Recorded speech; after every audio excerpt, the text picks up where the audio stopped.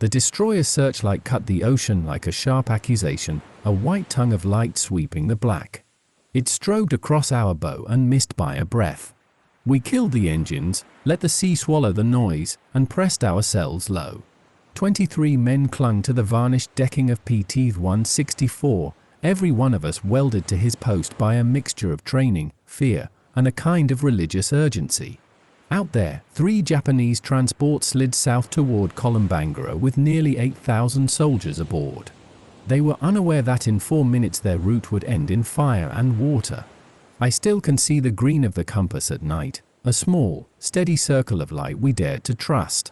Beside me, Ensign Robert Dutch Vanderberg fed data to our skipper, Lieutenant Commander Arthur M. Mac McPhersonson, in a voice like clockwork, calm but precise. Behind the volcanic shadow of Vella Lavella, PTs 168 and PTs 171 crouched, engines quiet, ready to surge. We were small boats made of wood, running on converted aircraft engines. We were also an idea that dared to challenge doctrine. Speed and surprise could equal steel. My name is Chief Petty Officer Thomas Tom Harrigan, United States Naval Reserve. People often ask what it was like to be part of the Navy's most closely guarded secret in 1943. The simple truth is we were too busy trying not to die to think about making history. Every torpedo in our tubes might represent hundreds of lives at home. Every enemy transport sent down would be a telegram never delivered. That knowledge made our hands steady and our prayers short. To understand how 3 wooden boats could unmake an enemy's confidence in the night, you must first know the context. By mid-1943, the Imperial Japanese Navy had turned night fighting into an art. After brutal successes in 1942, their destroyer captains had become intimate with dark water tactics. They developed the Tokyo Express, nightly runs that moved troops, ammunition, and fuel with appalling speed and seeming immunity. Our big ships, built to trade broadsides and win daylight battles, were awkward in the Solomon's maze of reefs and straits. The Admiralty's playbook was written in a different ocean. We needed a different tool. That tool emerged from necessity and American resourcefulness, a plywood plank powered by 3 mammoth engines and armed with torpedoes, a contraption that made admirals bristle on paper but proved deadly at sea. The PT, patrol torpedo boat, was 80 feet of laminated mahogany, unarmored, cramped, and fast. It carried for Mark 13 torpedoes, a 20mm cannon, several .50 caliber mounts, and a crew that had to be as mechanically adept as they were fearless. Torpedoes gave you the capacity to kill a transport, speed and surprise gave you the chance to do so and run. I first laid eyes on one at Melville, Rhode Island, in February 1943. I had been a destroyerman, hardened in the North Atlantic's convoy war, where patience and numbers mattered. The Navy put out a call for volunteers for experimental small boat duty. They told us the casualty rate would be high. Of 200 volunteers, 40 were chosen. I made the cut because I could read the stars and handle a skiff in a blow. Stepping aboard PT's 160 for that first time, I thought the Navy had lost its mind. This was not a warship. It was a speedboat with pretensions, wood instead of steel, bunks that were more like coffins, and a smell of oil and gasoline that would become the scent of our lives. Mac was different from the other skippers. He had been at Pearl Harbor, had fought at Midway, and he had the burnt sienna look of a man who'd been close to death and lived to write a list about it. "I'm tired of being a target," he told us. "It's time to be the hunter." His eyes were hard and efficient. There was no theater in him. He taught us that points weren't meant to fight like larger ships. We were maritime guerrillas, hit hard, vanish, and let the enemy count the dead. Surprise, speed, and audacity were our doctrine. Our crew was an odd constellation. Dutch Vanderberg, a Yale mathematician who calculated torpedo solutions like a poet, sat with slide rule and sea charts and made probability sound inevitable. Chief motor machinist's mate Charlie Mendoza, who had tuned racing engines in Los Angeles, made our Packards purr at 4,500 horsepower each when they decided to cooperate. Sparks Patterson, our radio man, came from submarine service and knew the discipline of silence. Patrick Paddy O'Brien, our torpedo man, handled Mark 13s with a reverence approaching filial love, polishing brass, checking gyros and depth settings with obsessive care. The 12 of us were a microcosm of America, black and white men, farm boys and college men, men who had never seen the Pacific and men born on it. We were volunteers who had signed a blank check to the future. Training at Melville was designed to turn amateurs into killers on fast boats. The Navy learned early that enthusiasm was not enough, you needed nerves of steel and hands that could work under duress. We practiced high-speed torpedo runs until launching a Mark 13 at 40 knots felt like muscle memory. We navigated by the stars, by swell and wind, by the way water colored around reefs, skills not taught in the academy. Jim Wild Patterson, who led our training and had escaped Corregidor on a PT, believed in making the enemy pay the price for expecting fair fighting.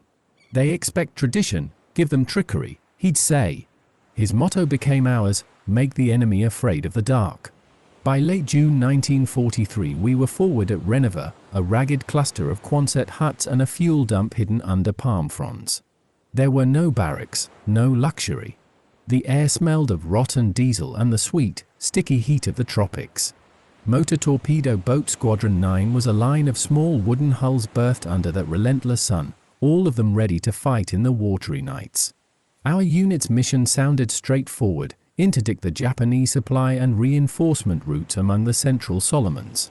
The reality of the work was anything but simple. The Solomons formed a trap of reefs, shoals, and narrow straits. The enemy had seaplanes, sure observers, and destroyer formations trained to hunt small craft. On our first real patrol in the region, July 5th, a float plane found us. For destroyers converged like wolves.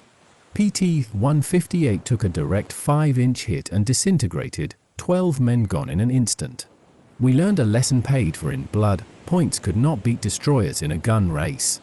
We learned to run on stealth, to use currents and terrain as armor, and to value surprise above all else. That early failure hardened our tactics. We began to use radar shadows, the lee sides of islands, and engine management to reduce our acoustic signature. Running on a single engine trimmed noise, coordinating attacks with light signals kept radio chatter down. Local intelligence, Australian coast watchers on jungle ridgelines and Solomon Islanders in canoes, became our eyes. Many of them risked their lives to bring us convoy reports. We supplemented their reports with intercepted Japanese signals when we could. The enemy wrote initial after-action reports blaming submarines and mines because they could not imagine wooden speedboats with torpedoes. The decisive night we still tell each other about began in mid-July with a Coastwatcher's coded report. A major reinforcement convoy would pass through Blackett Strait toward Kolombangara. The transports were expected to be sparsely escorted, a prime target in a narrow channel. Commander William Bill Specht made the order bluntly, this convoy must not reach Kolombangara. Mack volunteered PTs 164 to lead the attack with PTs 168 and PTs 171 on the flanks. We readied our Mark 13s, set depth runs to roughly 10 feet, set gyroscope angles, and test-fired firing mechanisms. Each Mark 13 was a heavy, expensive gamble, 2,000 pounds of guidance and explosive, and Paddy looked after them like a shepherd. Dutch ran wind and current calculations until the numbers felt right. Charlie muffled engines and tuned carburetors to reduce chuffing. We armed machine gun belts with armor-piercing and incendiary rounds and mixed in tracers so our gunners could see where lines of fire were going in the dark. At 20:30 we slipped from Relive. The sun left a smear of blood red on the horizon, the night pulled its blanket over the sea. By 2300 we were in position off the north coast of Vella Lavella, hulls idled, drift like sleeping animals. The only sound was the whisper of water.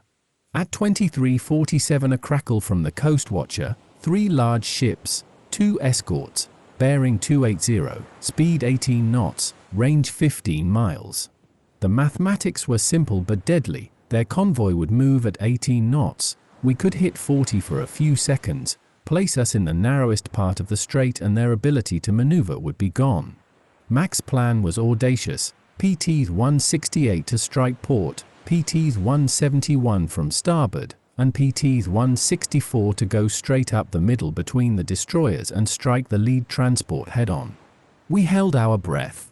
At 00018 hours, Dutch binoculars cut out the convoy's dark silhouette against a scatter of stars.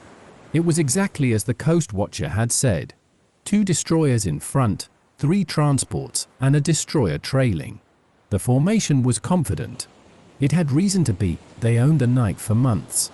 Mac dropped the throttle to idle and then, with 3 clicks, gave the signal. Engine screamed. The hull surged forward.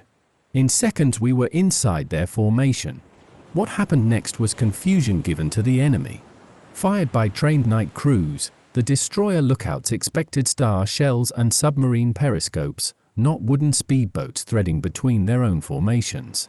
I remember the sound of the twin .50s opening like a saw. Tracers stitched the night. I aimed for bridges and control posts. I could see my rounds punch sparks off steel. Paddy fired our first 2 Mark 13s at roughly 600 yards, a terrifyingly close range for torpedoes. The torpedoes left phosphorescent wakes and then slammed home. The first transport exploded. The sound was absolute, a column of flame and a shock that rolled the sea. The second transport burst into a furnace of fuel and ammunition. The blast blew deck plates into the sky. The water churned with men and timber. PT-168 had struck true. The destroyers swung their searchlights, their guns opened, and suddenly the sea was a stampede of tracer and shell. One destroyer tried to overrun us, intending to shear us like driftwood. Mac pushed the throttles hard and pivoted PT-164 away, missing the knife bow by less than 10 feet. I watched sparks dance as a belt of .50s cut the enemy's bridge. The banner of a scrap of canvas flitted. PT-171, however, took punishment. A shell tore through her bow and knocked out engines. The torpedo on her deck was struck but did not detonate because the arming mechanism required water spin, a grim, small mercy. We watched the water ignite and watched men go under. We fired remaining torpedoes at the third transport, which managed to comb the wakes and slip both fish along its sides unharmed.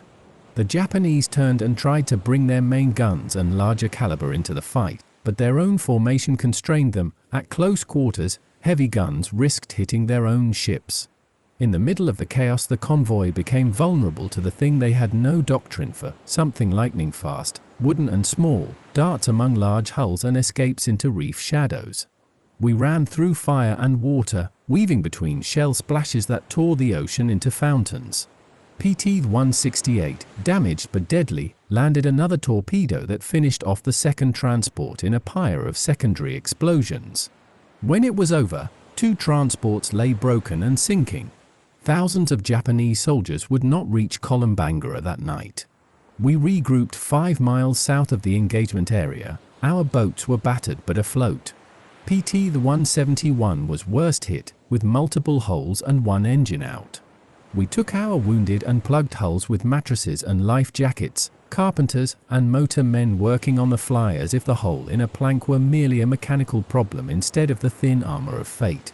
The trip back to Relive was long and tense. Float planes scoured the sky. We huddled under the lee of islands, engines silent and hearts hammering. It took 14 hours to cover what should have been a 3-hour run. We were fugitives from our own triumph. At debrief, the intelligence officers wanted times, distances, angle of impact, and the exact sequence of hits. They consumed our technical data like men starving for metrics. The statistics mattered, but what mattered even more was the effect. Japanese signals within days described unidentified high-speed craft. Reports mentioned vessels appearing like ghosts and then vanishing. Convoys were restructured, additional destroyer escorts added, and night runs slowed. That intangible, the dread, had outcomes as practical as any number on a chart. Supply lines were interrupted, reinforcements delayed. The Japanese had to assume any shadow might conceal a PT. The night they had once monopolized became a minefield of possibility. Cost followed success. 2 weeks after the attack, PT-166 hit a mine, all hands lost. PT-162 later drifted helpless and was cut to pieces by enemy guns. Joey Antonelli, skipper of PT 171, would be cut down by a sniper while his boat refueled at a forward base. By October, when I rotated to the States for construction training, our squadron had lost 7 boats and 73 men. We had also sunk, damaged, or denied dozens of enemy ships and hundreds of landing craft. The calculus was grim but clear. Boats and tools could be replaced, experienced crews and trained sailors could not. The PT program expanded quickly after these operations. New bases dotted the Solomons and New Guinea. The boats themselves evolved, improved engines, radar when the Navy could spare it, armored plating around cockpits. Tactics developed in the field were codified and taught. What began as a ragtag experiment hardened into a doctrine that combined audacity with technical improvement. The idea that fast, light craft could alter local control of sea lanes proliferated to other theaters. PT lessons were applied in the Mediterranean, the English Channel and beyond. The legacy was not only in the hulls and guns but in a concept: asymmetric attack could negate a stronger opponent's will. PT boats were more than torpedo platforms.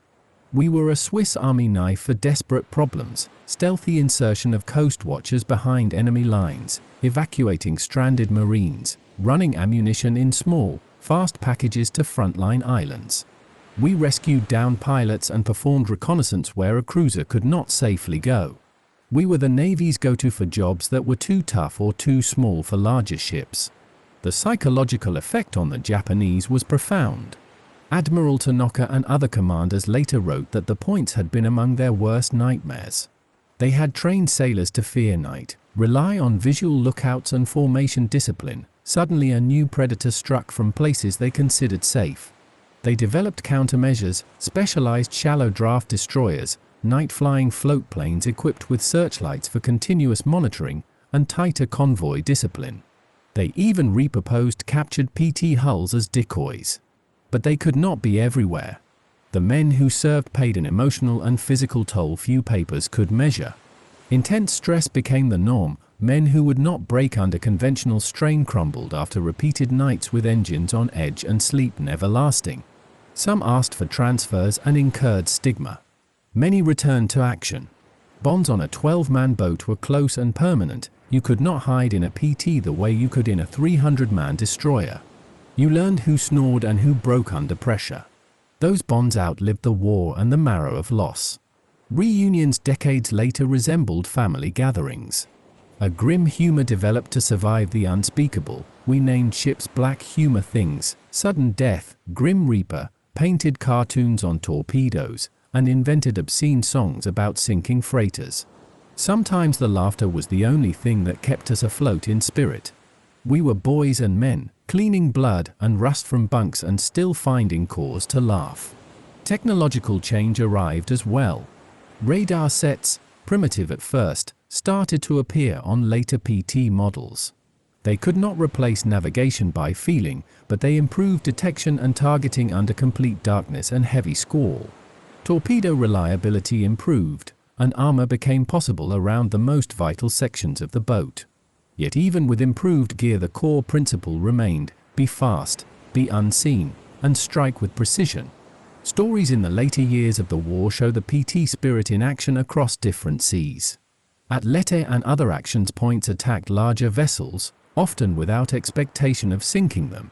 But by forcing larger ships to maneuver, points bought critical time for carriers and landing groups to reposition, thus saving lives and changing tactical outcomes without the glory of big kills. The spirit, daring and temerity in the face of size had become a permanent fixture of naval doctrine. After the war, many of us drifted back into civilian life. Mac stayed in uniform and commanded a destroyer squadron in Korea. Dutch returned to Yale and became an oceanographer, mapping the sea the way we had once threaded it. Charlie returned to the speed shop life, convinced that if a Packard could push a PT at 40 knots, a hot rod could be made to fly. Paddy became the service's preeminent torpedo expert, writing manuals on Mark 13 care that would last for decades. We took our scars and our jokes with us. There is a special kind of pride in the smallness of what we did. While history often favors the carrier and the admiral, sometimes wars turn on the audacity of small things. We were the current small knife. The Americans used wood, converted engines, and improvisation to do what steel could not in narrow seas, project fear and deny movement.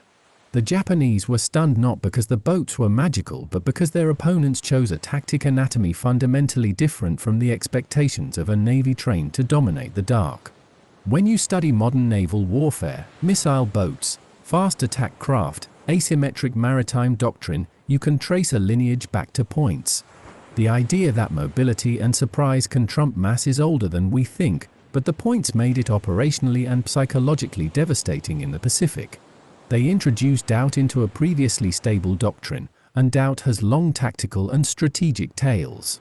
There are nights I can still smell diesel and cordite, and I see the flash of a searchlight and a torpedo wake when the world is otherwise quiet.